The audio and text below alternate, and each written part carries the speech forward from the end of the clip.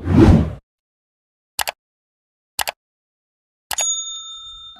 फिर से कैंटीन की खिड़की के पास बैठा यूनिवर्सिटी के कैंपस को निहार रहा था।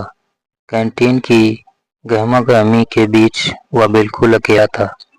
यूं तो वह निर्विकार नजर आ रहा था, पर उसके मस्तिष्क में भी घटनाक्रम चलचित्र की तरह आ जा रहे थे।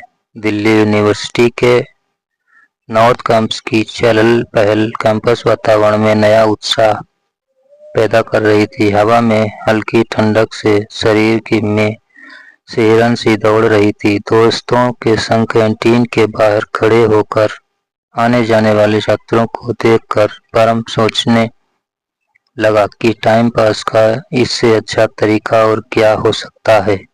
संकोची स्वभाव के परम ने जब पहली बार उसे देखा था तो एक अजीब सी झुरझुरी उसके शरीर में दौड़ गई थी। राखी, हाँ यही नाम था उसका। वह भी तो उसी क्लास की छात्रा थी जिसमें परम पढ़ता था। क्लास में कभी जब चाहे अनचाहे दोनों की निगाहें मिलती तो परम बेचैन उठता और चाहता कि वह उसके सामने खड़ा होकर उसे ही निहारता रहे। कई बार परम ने राखी के समक्ष खुद की भावनाएं व्यक्त करने का प्रयास किया, पर उसका संकोची स्वभाव आड़े आ जाता था। एक दिन संकोच को ताक पर रखकर उसने उसका नाम मालूम होने पर भी अनजान जानते हुए पूछ लिया था, क्या मैं आपका नाम जान सकता हूँ? हालांकि मुस्कुराहट के साथ उसने उत्तर दिया था, राखी। मात्र नाम जानने से ही परम को ऐसा लगा कि जैसे उसके पूरा जीवन ले लिया। जब जड़वत उस शब्द को विप्रध्वनि होते हुए महसूस कर रहा था। कुछ समय बाद कॉलेज की ओर से छात्रों का समूह शैक्षणिक भवन पर शिमला जा रहा था। परम ने के मित्र संदीप और चंदन के कई बार परम को भी चलने के लिए कहा, पर वह मना करता रहा। लेकिन जैसे ही उसे पता चला कि राखी भी जा रही है, एकाएक उसने भी हामी भर।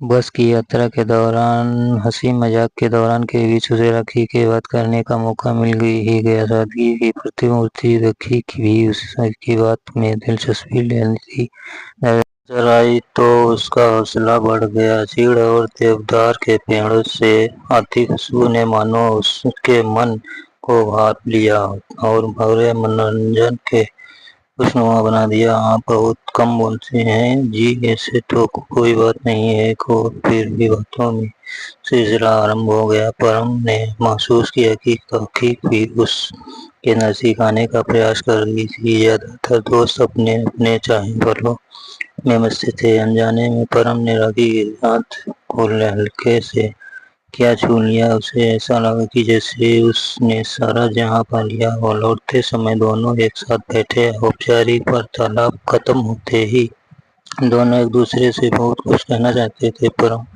जनाब साथ देने नहीं दे रही थी। गंभीर खामोशी के बीच दूसरे को निहारते हुए परम और राखी चुप रहने के बाद भी आंखों में मानो सब कुछ कह रहे थे। इस खामोशी की आवाज दोनों के दिलों में गहरे तक देने जा रही थी। शिमला के वापस लौटने के बाद कैंपस में वे साथ नजर आने लगे।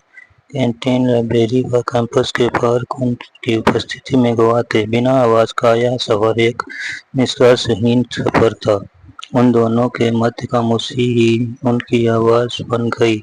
खामोश रहकर सब कुछ कह देने के उनका अंदाज निराला था। वे शांत बहती नदी की तरह भी थे। उनके दिल के हाल में प्रकृति विकासी परिचित होती जा रही थी। पेड़ पत्ते, नदी, फूलों पर मड़राती तितलियां, सब ने ही तो उनके बारे में बातें करना शुरू कर दिया था। कॉलेज कैंपस में उनके भविष्य को लेकर चर्चाएं आरंभ होती जा रही थीं और वे ख्यालों में डूबे एक दूसरे के पूरक बनते जा रहे थे। शब्दों के बिना ही अभिव्यक्ति यूं तो शक्ति होती, परसों के भाव शब्दों के बिना व्यक्त हो ही नहीं सकते। कितना कठिन होता केवल 3 शब्द आई लव यू कहना को।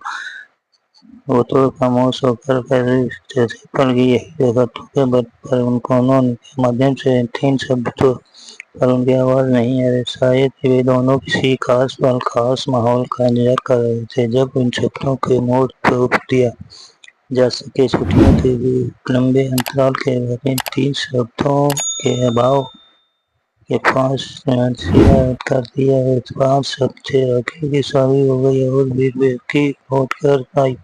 आज कैंटीन में बैठे हुए विगत अनिरुद्ध निहारते हुए पर नीतू के हाथ को धोते